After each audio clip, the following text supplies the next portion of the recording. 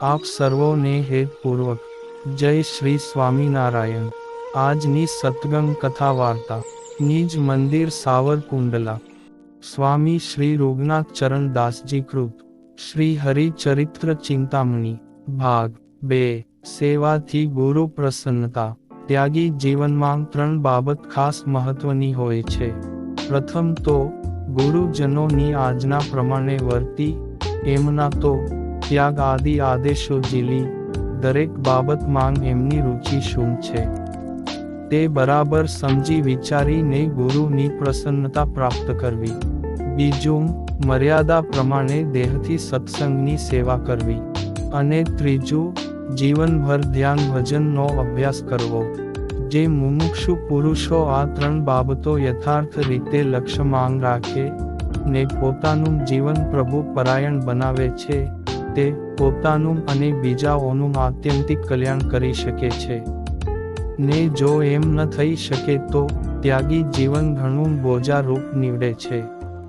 આ સિદ્ધાંત મુજબ સ્વામી રૂગનાથ ચરણ દાસજી પોતાના વયોવૃદ્ધ ગુરુ શ્રી મહાપુરુષ દાસજી સ્વામીનો ખૂબ જ મહિમા સમજી એમની આજ્ઞામાં રહી શ્રદ્ધાથી સેવા કરતા હતા। સ્વામી પણ કુશળતાપૂર્વક સમયસરની એમની સેવા ભાવના જોઈને એમના ઉપર વારંવાર પ્રસન્ન થતા હતા। પ્રથમ નંદ સંતોની પેઠે તેમના શિષ્યો પણ હંમેશા ગામડાઓમાં ચોતરફ ફરી ઘણી મુશ્કેલીઓ વેઠીને પણ લોકોને સચોટ ઉપદેશ આપતા અને તેમને ધર્મનિષ્ઠ, પ્રામાણિક અને પ્રભુ પરાયણ શ્રી હરિના અનન્ય ભક્તો બનાવતા હતા તથા ભારે મહેનતથી ઠેર ઠેર મંદિરો બંધાવતા।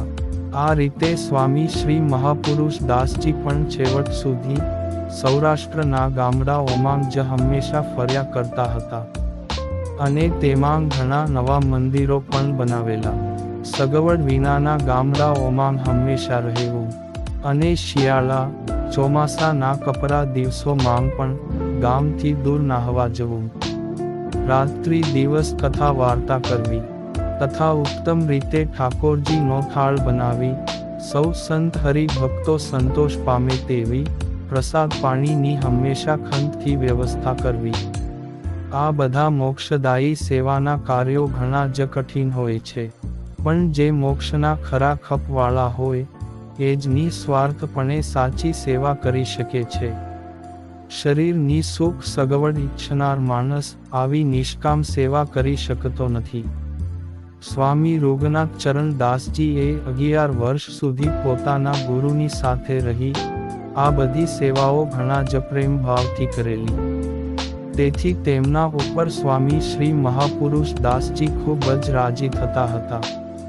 સ્વામી શ્રીની કથા વાર્તા તથા સાંભળવા માંગ શ્રદ્ધા દીવાથી જેમ દીવો પ્રગટે તેમ મહાપુરુષોના મુખથી ભગવત કથા વાર્તા સાંભળવાથી જ્ઞાન પ્રગટે છે। હૃદય રૂપી ગુફાનો ગાઢ અંધકાર એટલે અજ્ઞાનરૂપી અંધારું ટળી જ્ઞાનદીપ થયા વિના અંધારું દૂર થતું નથી। આ હેતુથી મોક્ષભાગી જીવાત્માઓ બ્રહ્મનિષ્ઠ મહાપુરુષોના દર્શન અને એમનાથી જ્ઞાનરૂપી પ્રકાશ પામી ને સમજણ મેળવીને પ્રકાશિત થાય છે। આ રીતે સ્વામી શ્રી રૂગનાથ ચરણ દાસજીને સાધુતા તથા ત્યાગથી જૂના ભગવદીય સંતોની વાતો સાંભળવાની બહુ જ ટેવ હતી। તેઓ કથા વાર્તાથી ક્યારેય કંટાળતા નહીં એ એમના માંગ ખાસ વિશિષ્ટ ગુણ હતો। દેશ પરદેશ માંગ જ્યાં કોઈ ના કોઈ વૃદ્ધ સંતો પાસે જાય ત્યાં તેમની પાસેથી શ્રી હરિના લીલા ચરિત્રોની કથા વાર્તા સાંભળતા। અત્યાર સુધી જે એકાંતિક સંત ભક્તો થયા છે તે બધા કથા વાર્તાના ખૂબ જ પ્યાસી હતા કારણ કે શ્રવણ ભક્તિ વિના અંતઃકરણની શુદ્ધિ પણ થઈ શકતી નથી અને આત્મશાંતિ થઈ શકતી નથી। માટે શ્રીજી મહારાજે સંપ્રદાયની પ્રથા કથા વાર્તા પ્રધાન રાખી છે। સત્સંગમાં શ્રીજી મહારાજ પ્રવર્તતીય પ્રવૃત્તિમાં સવાર સાંજ થતી કથા વાર્તાથી અસંખ્ય મુમુક્ષુઓ ભગવત ધામના અધિકારી બન્યા છે। એ કોઈ સાધારણ સિદ્ધિ નથી પણ ભારે ગૌરવ લેવા જેવી બાબત છે. સદ્ગુરુ સ્વામી શ્રી મહાપુરુષ દાસજી સંવત 1950ની સાલમાં અક્ષરવાસી થયા પછી સ્વામી શ્રી રૂગનાથ ચરણ દાસજી મંડળધારી તરીકે ગામડાઓમાં સ્વતંત્ર રીતે ફરવા લાગ્યા. સ્વામી શ્રી પોતાના ગુરુ સાથે રહી ખૂબ અનુભવી બની ગયા હતા. એટલે કથા વાર્તા કરવાની એમની ઉત્તમ શૈલીથી સત્સંગીઓ ઘણો સંતોષ પામતા, જેથી તેમને વાતો સાંભળવાની ટેવ હતી, એવી વિશેષ વાતો કરવાની પણ શ્રદ્ધા હતી. દિવસમાં હંમેશા 3 વખત કથા વાર્તા થાય, તો પણ 2-3 મહિના સુધી સ્વામી શ્રી હંમેશા નવીન અને નવીન વાતો કરતા. શ્રીજી મહારાજના લીલા ચરિત્રોની વાતોનો એમની પાસે અખૂટ ખજાનો હતો. આ બાબતનો આપણે એક પ્રસંગ જોઈએ તો, અમરેલી પાસે આંકડિયા ગામના વિખ્યાત સત્સંગી વિપ્ર પિતાંબરભાઈ ત્રિવેદી ભારે બળિયા સત્સંગી હતા. તેઓ જૂનાગઢના સમર્થ સંત કે જેઓ વચનામૃતના ખૂબ જ અભ્યાસી એવા સ્વામી શ્રી બાલમુકુંદ દાસજીના કૃપાપાત્ર શિષ્ય હતા. એમણે મોટા મોટા સંતોનો સમાગમ કરીને કથા વાર્તાનો ઘણો જ લાભ લીધો હતો. સ્વામી શ્રી રૂગનાથ ચરણ દાસજી પોતાના ગામડા ફરવાના વારામાં આંકડિયા ગામે પધાર્યા. તે વખતે સત્સંગની જૂની પ્રથા પ્રમાણે સવાર, બપોર ને સાંજ એમ 3 વખત ખૂબ જ સરસ વાતો કરતા હતા. અને પિતાંબરભાઈ કથા વાર્તા સાંભળવાની શ્રદ્ધાવાળા હતા, એટલે 3 વખત બરાબર હાજરી આપતા. સ્વામી પણ શ્રીજીના ઐશ્વર્ય પ્રતાપ તથા લીલા ચરિત્રો સાથે અનેક સંત હરિજનોના આખ્યાનોની નિત્ય નવી નવી વાતો કરતા હતા. એમાં એક દિવસ પિતાંબરભાઈ ખૂબ જ રાજી થઈને બોલ્યા કે, હે સ્વામી, આજ 20 દિવસથી હંમેશા 8-8 કલાક સુધી હું તમારી કથા વાર્તા સાંભળું છું. તમારી યાદ શક્તિ અને વાતો કરવાની ઢબ ખૂબ જ સરસ છે. આમ કહી સ્વામી સાથે પ્રશ્નોત્તર કરી જ્ઞાન મેળવતા હતા. ખેતી પ્રધાન ગામડાઓના સત્સંગીઓ દિવસે તો નવરા ન હોય, એટલે તે બધા રાત્રે સાધુઓની કથા વાર્તા સાંભળવા શ્રદ્ધાથી બેસતા. સ્વામી પણ એવા આગ્રહી, ઉમંગી અને વાતો કરવામાં કુશળ હતા. તે રાત્રિના 12 વાગ્યા સુધી વાતો કરવાથી થાકતા કે કંટાળતા નહીં, અને બહુ જ ઉત્સાહથી વાતો કરતા. સત્સંગીઓ પણ સ્વામીની વાતો એકાગ્ર બનીને ઉમંગથી સાંભળતા. આ રીતે સૌરાષ્ટ્રમાં ઘણા વર્ષો સુધી ગામડાઓ ફરીને સ્વામી શ્રી સત્સંગની, ભગવાન શ્રી હરિની ઉત્તમ શૈલીથી વાતો કરી સત્સંગની અત્યંત પુષ્ટિ કરી રહ્યા હતા. તથા કેટલાક નવા સત્સંગીઓ પણ બનાવ્યા હતા, અને ઘણા ગામોમાં નવા મંદિરો પણ કરાવ્યા હતા. હવે આપણે સ્વામી શ્રીએ કરાવેલા મંદિરો અને શ્રી હરિએ પૂરેલા પરચાઓના પ્રસંગો જોઈએ. સૌરાષ્ટ્રમાં પીપલાણા પાસે બોડકા નામનું ગામ છે. એ સદ્ગુરુ ગુણાતીતાનંદ સ્વામીએ 2-4 ગામના સત્સંગીઓને ત્યાં તેડાવી લાવીને વસાવેલું છે. તેથી એ ગામનું નામ સ્વામીના બોડકા એવા નામથી પ્રસિદ્ધ છે. ગુણાતીતાનંદ સ્વામીના સમયથી આ ગામમાં કડિયા જ્ઞાતિનો ઘણો સારો સત્સંગ થયેલો. સેવાભાવી અને અતિશય મહિમાવાળા ત્યાંના સત્સંગીઓ સાધુ સંતોના સેવા સમાગમનો ખૂબ લાભ લેતા. જૂનાગઢ માંગ ઉત્સવ સમયાના પ્રસંગો માંગ વર્ષો-વર્ષ આ ગામના સત્સંગીઓ પ્રથમથી જૂનાગઢ સેવા કરવા આવી જતા, અને નાની મોટી દરેક પ્રકારની ઘણી સેવાઓ કરતા. તેઓ પથરાળા ઉઠાવવાથી માંડી પાયખાના સાફ કરવા સુધીની સેવાઓ કરતા હતા, અને તેમાં સંકોચ કે અણગમો રાખતા નહીં.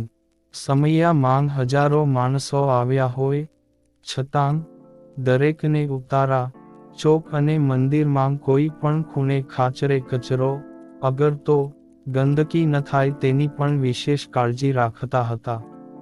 આવી સેવાનો જેને મહિમા સમજાયો હોય ને શ્રદ્ધાવાળા હોય તેમનાથી જ થાય છે.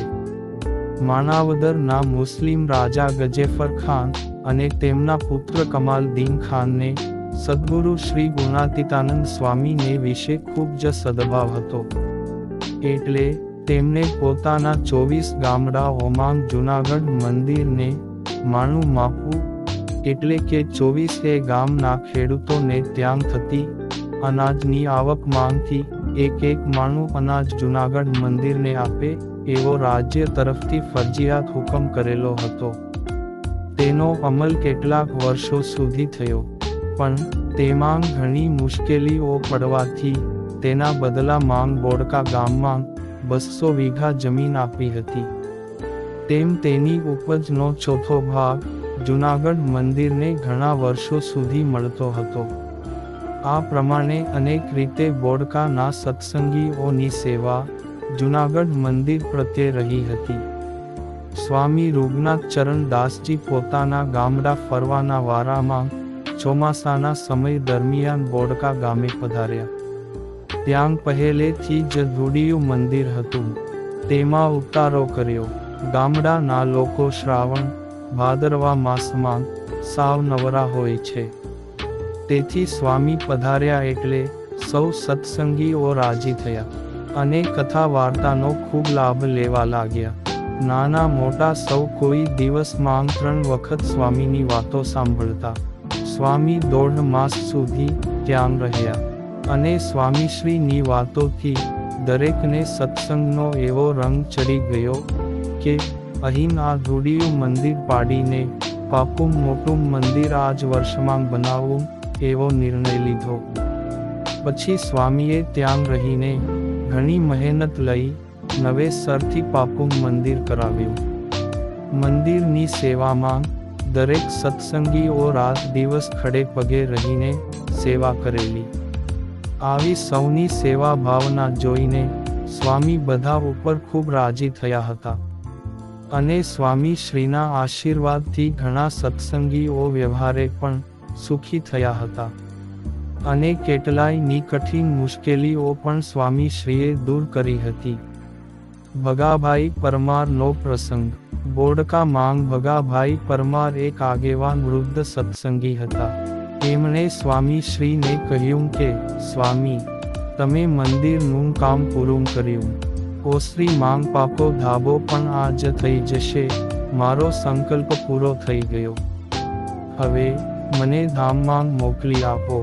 પણ લોકમાં કહેવત છે ને કે રાત્રે મરે તે મરદું આખી રાત ઘરમાં રહે એ ઠીક નહીં.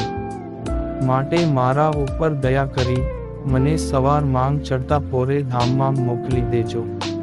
ત્યારે સ્વામી શ્રીએ કહ્યું કે હે ભગાભાઈ, તમે શ્રીજી મહારાજના એકાંતિક ભક્ત છો, માટે તમારો સંકલ્પ શ્રીહરિ અવશ્ય પૂરો કરશે. હંમેશા મનમાં અખંડ ભજન કરજો અને મનની વૃત્તિમાં મૂર્તિ સિવાય કાંઈ પણ આવવા દેતા નહીં. તો કાલ સવારે શ્રી હરિ તમને ધામમાં લઈ જશે. પછી સ્વામીએ આખી રાત્રિ માળા ફેરવીને ભગવાનને પ્રાર્થના કરી કે હે પ્રભુ, હે ભક્ત વત્સલ ભગવાન શ્રી હરિ, આપ ભગાભાઈનો સંકલ્પ પૂરો કરજો. અને બરાબર બીજા જ દિવસે સવારમાં ભગાભાઈ સૌને જય સ્વામિનારાયણ કહીને ધામમાં ચાલ્યા ગયા. સ્વામી શ્રીની પ્રાર્થના પ્રત્યક્ષ સાંભળી હોય તેમ શ્રી હરિએ ભક્તની શુભેચ્છા તાત્કાલિક સ્વીકારી લીધી. આનું નામ જ પ્રગટ પૂર્ણ પુરુષોત્તમ શ્રી હરિ શ્રીજી મહારાજ સર્વોપરી ભગવાન કહેવાય છે. અને હવે પછીના પ્રસંગો આપને આવતા ભાગમાં સાંભળશું. આપ સર્વને ભાવથી જય શ્રી સ્વામિનારાયણ.